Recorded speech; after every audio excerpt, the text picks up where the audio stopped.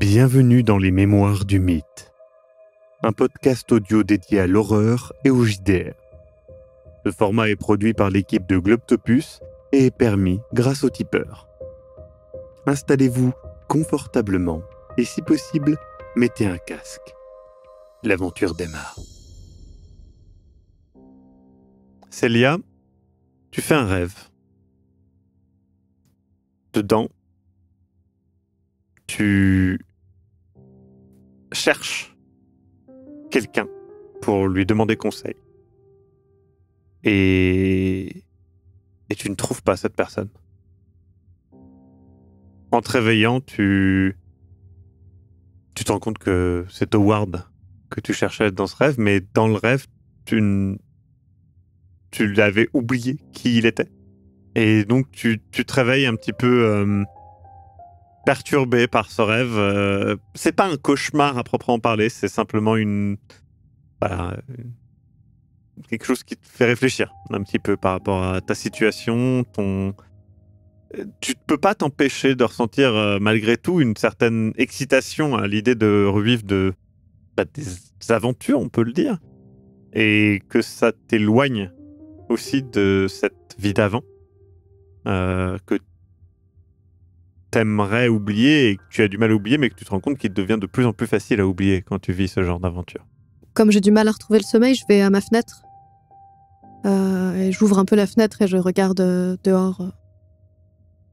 Vienne la nuit. Tu regardes et tu profites de cette ville. Tu vois quelques passants passer, certains un peu éméchés. Et puis, tu te recouches fatigué.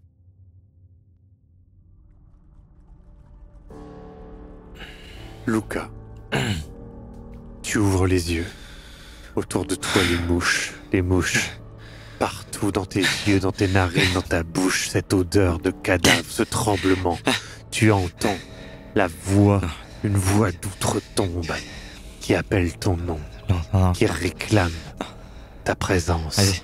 Et puis tu te réveilles, en sueur dans ton lit, repensant à ce tunnel morbide. Tu revois les choses que tu as vues là-bas. Tu te souviens. Verre d'eau. Tu bois et tu es vraiment pas bien. Tu as du mal à t'endormir de peur de refaire ce rêve.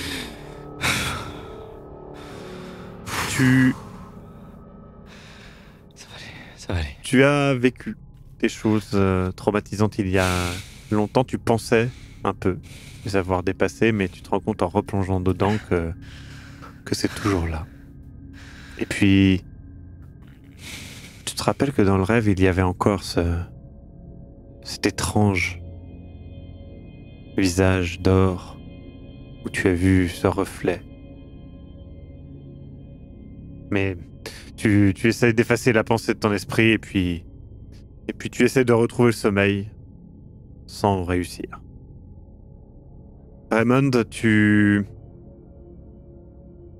es un peu énervé. Tu as du mal à t'endormir. Tout ça, toutes ces histoires, ce que tu as fait, parce que malgré tout, l'intimidation que tu as utilisée, ça te fait pas forcément plaisir de faire ça. Et puis en même temps, tu réfléchis ces objets, cette connasse qui te prenait de haut. Tu prends tout ça et t'arrives pas à dormir en fait. T'es énervé, tu vois ce que je veux dire? T'arrives pas à dormir. Quand tu t'endors, tu te réveilles quelques dizaines de minutes après, tu dors mal. Tu dors mal, tout simplement. Je passe mon temps à faire les 100 pas et à descendre dans le hall pour me poser ou lire un bouquin, me recoucher au moment où je suis fatigué. Tout à fait.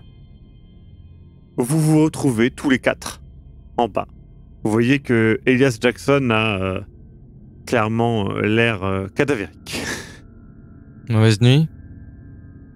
On peut le dire, oui. Et vous avez tous l'air claqués. J'ai rien dormi de la nuit. J'ai fait un cauchemar à propos de mélange de bout du Pérou, le tunnel. Il y avait tout là. C'était n'importe quoi. Au moins, t'as dormi, toi. Non, mais Du mal non. à trouver le sommeil, Raymond? J'ai tourné comme un lion en cage toute la nuit. Impossible de trouver le sommeil. Et le peu de fois où j'en avais, je me réveillais immédiatement. Petit café viennois? Ah, mais là, oui. Là, Grand. mais, Bon. Nous allons voir Rosberg, mais j'aimerais bien aussi passer un petit temps, si ça ne vous dérange pas, pour voir si je peux relancer quelques contacts européens qui pourraient peut-être nous aider. vous pensez à quoi? Vous avez des idées? Non, mais je pense que ça va plus loin que ce qu'on pense, et si nous avons besoin de soutien, au Pérou, nous étions perdus au milieu de nulle part. Là, nous sommes dans un lieu où je pourrais avoir des contacts qui pourraient peut-être nous orienter, nous aider, et peut-être parler mieux allemand que moi. D'accord. Ok. Un interprète. Ça, je vous pose pas de problème. Non, c'est mais une bonne bien idée. sûr. Ouais. S'il est discret. Allons petit déjeuner. Et vous allez profiter d'un petit déjeuner savoureux, mais dans une ambiance un petit peu mortifère. Vous vous retrouvez donc tous les quatre avec ce bon Jackson Elias autour d'un petit déjeuner à l'ambiance morose. Bien dormi? Non.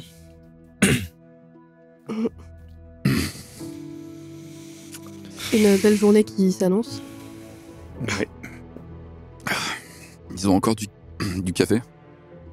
Je pense qu'ils en ont même du... Tu sais, ils pointent vers... tu vois qu'il y a une petite table où ils ont apprêté théière, il y a une cafetière, et puis il y a même quelque chose pour faire du café, du chocolat liégeois, pardon. Amène la café. Amène tout. Je me lève et je vais ramener le plateau. Vous ramenez tout, vous restez un peu silencieux autour de ce petit déjeuner, et puis vous mettez donc en route pour l'Ausberg House. Après avoir décidé donc de ce que vous alliez certainement faire et rappeler les divers plans que vous aviez, mais bon, en attendant de ce que vous allez apprendre auprès de Sven. Sven vous accueille comme si de rien n'était, toujours aussi frais et disposé à vous aider, et vous accueille. Il fait j'espère que vous avez bien dormi malgré tout. Je pense que c'est assez délicat comme affaire. Très bien. Alors, venez. Et donc, vous vous installez dans un petit bureau que vous n'aviez pas vu, évidemment, jusqu'alors, qui est au rez-de-chaussée, qui semble être le bureau de Sven. Et il fait bon. Herr Osberg m'a donné les adresses. Par contre, je tiens à préciser qu'il a insisté sur le fait que il a bien compris que vous aviez des grosses suspicions sur Herr Underprest, mais il tient à rappeler qu'il ne faut pas, comment dire... Mettre la charrue Mettre avant tous les ses bœufs. œufs dans le même panier. J'ai pas...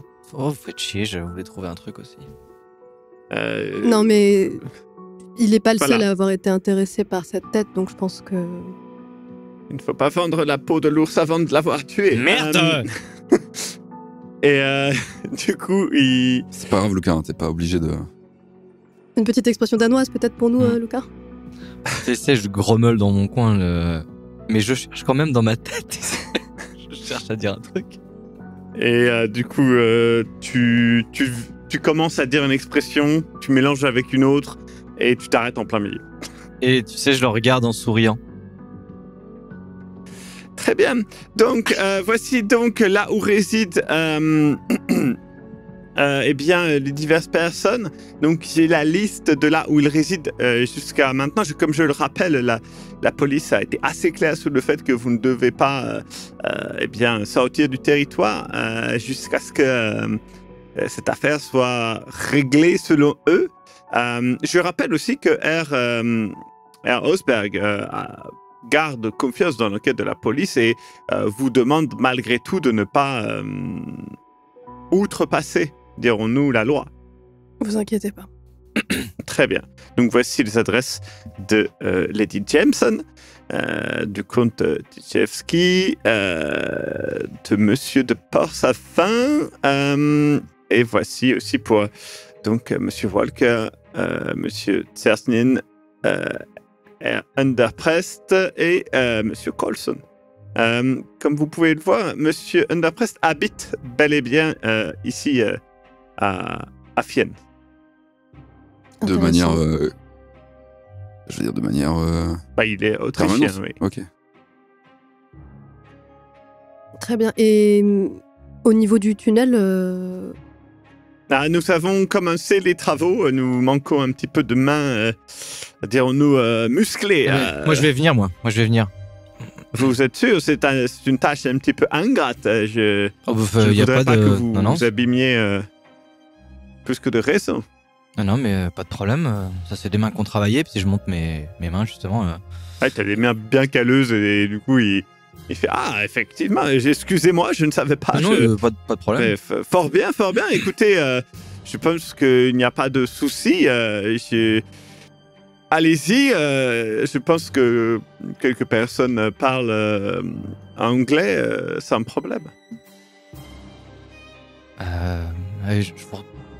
On se retrouve ce soir ou... Écoutez, je suis là de toute façon. S'il y a quelque chose, vous téléphonez. Sven, de toute façon, vous êtes joignable. S'il y a un message à me passer. Je suis à votre service, comme l'avait dit Ok, Hausberg. je descends et si vous avez quelque chose, Célia, Ray, vous m'appelez, ok? Ah, tu vas descendre maintenant, là? Et on va commencer la journée, je veux dire... on reviendra te chercher Lucas s'il y a un problème. à plus tard, ok? Ouais, te Bon fais pas courage. mal au dos, hein. Non, ça va aller, t'inquiète pas. Et vous, soyez prudents aussi, hein. Toujours. Luca s'en va. Vous êtes donc Jackson, Raymond, Célia et Sven. Et donc Sven vous montre un petit peu tous les papiers, vous explique un petit peu sur la carte où est chacun. Voilà. Et il fait une remarque sur le fait que Underprest vit dans un quartier qui est plutôt un quartier délabré. Il fait oui, effectivement, c'est une zone qui n'est pas très recommandée, dirons-nous. Voilà. C'est habituel pour un homme de son standing? Je dois avouer que c'est... Enfin, peut-être... Je ne sais pas, je ne pense pas. C'est un quartier qui est... Après, comme vous le savez, Vienne n'est pas son plus... Oui, c'est pour ça que je demande, est-ce que c'est... Voilà, je pense que... Peut-être avait-il des difficultés financières à un moment, ou je ne sais pas exactement. Peut-être qu'il vit dans un endroit qui est bien, malgré le quartier. Peut-être qu'il a un lien avec ce quartier et qu'il n'a pas voulu le quitter, on ne sait pas. Tout à fait, c'est Il possible. avait l'air intéressant. De toute façon, pour participer à ce genre d'enchères, il faut quand même avoir des moyens, mais... Ça, oui, il a quand même acheté Langue de Sang pour 600 livres ou plus. 700 livres, ouais. Ça laisse supposer qu'il a les moyens. Ou qu'il agit pour quelqu'un d'autre, c'est possible après tout. C'est Et je possible jette un regard aussi. appuyé à Raymond en disant ça. Mais... Écoutez, moi je pense que même si, voilà ce que nous a dit Karl Proust semble indiquer que Underprest a des choses à cacher, il y avait aussi Michel de Borsavin et Margaret Jameson qui étaient intéressés par cette tête au point de vouloir l'acheter hors enchère, il me semble. C'était Oui, ça, c'est c'était... ce que dit Erosberg. Oui, tout à fait. C'est pour ça qu'il insistait sur le fait de ne pas mettre tous les œufs dans le même panier, comme vous avez dit. Alors, je sais pas... Je pense qu'aller parler et confronter Klaus Underprest directement comme ça, c'est pas forcément la chose à faire, mais... Ouais, je suis sûr que c'est une mauvaise idée. Mais De toute façon, on n'a pas assez d'éléments. non, mais on peut aller voir par chez lui, poser des questions et Je lui couvrir ce qui se passe. Je pense que vous serez assez de deux pour faire ça. Pendant ce temps-là, je peux peut-être aller parler à Michel de Borsavin. On avait eu un contact plutôt... C'est difficile de savoir parfois, mais il avait l'air plutôt ouvert. C'est lui qui avait parlé de la tête en premier quand il nous parlait de son métier de médium. Donc je peux essayer d'aller le voir et lui parler, voir ce qu'il pense de tout ça. Et s'il faut, je peux aussi aller voir Lady Margaret Jameson, même si je doute qu'elle ait beaucoup de choses à dire. Je te laisse le faire. Les deux Oui. m'insupportent. Je pourrais pas être Du patient. coup, je peux vous accompagner si vous le souhaitez, messieurs, pour si vous avez besoin de traduction. Je sais que monsieur parle un peu allemand, mais j'ai un meilleur niveau, je pense. Oui, c'est Oui, c'est une bonne idée, oui. enfin, petites Ah bon, enquêtes pas de terrain. problème. Ouais. Bon, très bien, tout est prêt, alors. Et dites-moi, Sven, les quartiers dans lesquels sont installés Monsieur de Borsavin et Oui. Lady Jameson sont plutôt... Ce sont de bons quartiers, effectivement, puisqu'ils sont... et du coup, il t'explique que c'est une zone où il y a des grands hôtels et ils sont tous les deux dans des hôtels excellents. C'est vraiment vraisemblablement des quartiers où tu ne crains rien. Mais vous pensez, Sven, que si je me présente à la réception d'un hôtel comme ça et que je demande un client à Vienne, c'est quelque chose... Aux États-Unis, c'est ce que je ferais, mais je ne suis pas chez moi. Je pense que vous pouvez essayer tout de même. Qui plus est, si vous venez bien habillé, peut-être plus comme hier, ça serait une meilleure manière de vous présenter. Mais ce n'est que mon avis. Je pense que la robe de soirée, ce serait un peu louche et je n'ai pas amené tant de vêtements que ça, mais je vais essayer de faire un effort. Du coup, vous vous séparez et partez faire vos enquêtes. Luca, tu descends dans cette cave qui a toujours des relents qui restent un petit peu de cette odeur, tu sais. Cette odeur douce amère, un petit peu étrange. Et puis, tu vois que tout le monde est en train de s'affairer à dégager les pierres et à préparer tout ça. Donc, toi, tu arrives, tu te présentes, on te parle dans un anglais approximatif et du coup, tu commences à aider à retaper un petit peu ce mur, ce tunnel. Je regarde, ils utilisent des gants, ils ont une manière assez organisée de travailler. Ouais, il y en a, c'est vraiment des ouvriers, il y en a d'autres, clairement, ils aident. Mais tu vois que tout le monde s'y met honnêtement et bon, toi, t'as jamais fait non plus d'excavation comme ça, mais tu trouves qu'il travaille plutôt bien, tu t'y mets, et puis voilà, tu comprends pas forcément tout ce qui se dit, mais tu fais quoi. Ouais, et puis je pense qu'aussi ça me rappelle peut-être certains travaux plus physiques, peut-être que j'ai pu faire avec mon grand-père, que ce soit qu'on fallait déplacer des meubles, organiser les entrepôts qu'on avait pu acheter, ce genre de choses, et j'essaye du coup d'être, je pense que je me sauve volontaire à la tâche, c'est quelque chose de physique qui peut-être me correspond plus des fois justement par rapport des fois un peu le travail intellectuel qu'on peut faire et de réflexion, et là je me concentre vraiment à essayer de trouver peut-être une logique par rapport à comment déblayer correctement, est-ce que je peux éventuellement trouver une manière de bouger même quand je me déplace sur les gravats pour ne pas me blesser, aider les autres, et je pense qu'en vrai, je dis pas que j'aime ça, mais ça me change peut-être et ça me permet aussi peut-être de penser à autre chose. Donc tu aides tant bien que mal, malheureusement, alors tu ne te blesses pas, mais effectivement tu prends un peu la confiance à un moment et tu fais s'écrouler en fait une partie et de justesse tu l'évites. Heureusement que tu es agile. Après tu vois, les gens te demandent comment ça va, est-ce que ça va, etc. Non, bon, tout va bien. T'as évité le pire, mais ça te montre que oui. Ce tunnel n'a pas été construit pour durer, clairement.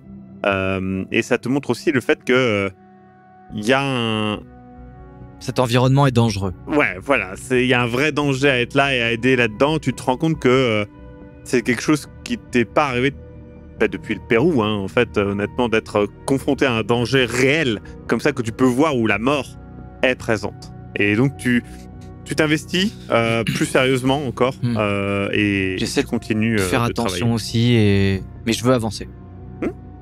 Tu continues de travailler pendant à peu près toute la journée.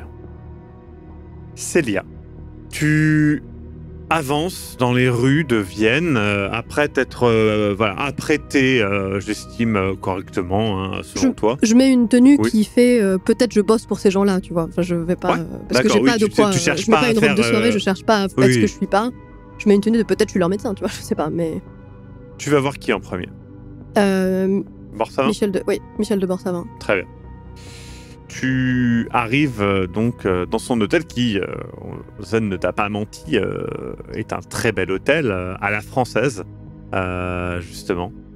Et de Borsavin arrive facilement, hein, tu l'as au contact, il vient tout de suite et donc il t'invite donc dans sa suite. Tu sais, il y a un petit salon dans la suite et du coup il fait mais dites-moi en quoi je peux vous aider. Merci beaucoup de me recevoir déjà, c'est-à-dire que... Mais bien sûr. Hier, au début de la soirée, j'ai remarqué que vous aviez l'air d'en savoir beaucoup sur cette tête en métal. Oui. Voilà, je voudrais savoir si vous pouvez me dire quelque chose là-dessus, parce que nous pensons que c'est peut-être lié à ce qui s'est passé. Alors attendez, et du coup il part et il revient avec une véritable pile de documents, de papiers, etc. Et donc tu regardes vite fait. Malheureusement, tout est écrit en français, donc tu ne peux pas bien comprendre. Et puis il commence à t'expliquer qu'il a fait des recherches, que effectivement c'est une tête fabriquée vraisemblablement au XIIIe siècle d'un fabricant inconnu soi-disant, mais en fait cette tête aurait été fabriquée par un nécromancien et cette tête aurait la capacité de répondre aux questions traitant de métaphysique et de philosophie hermétique.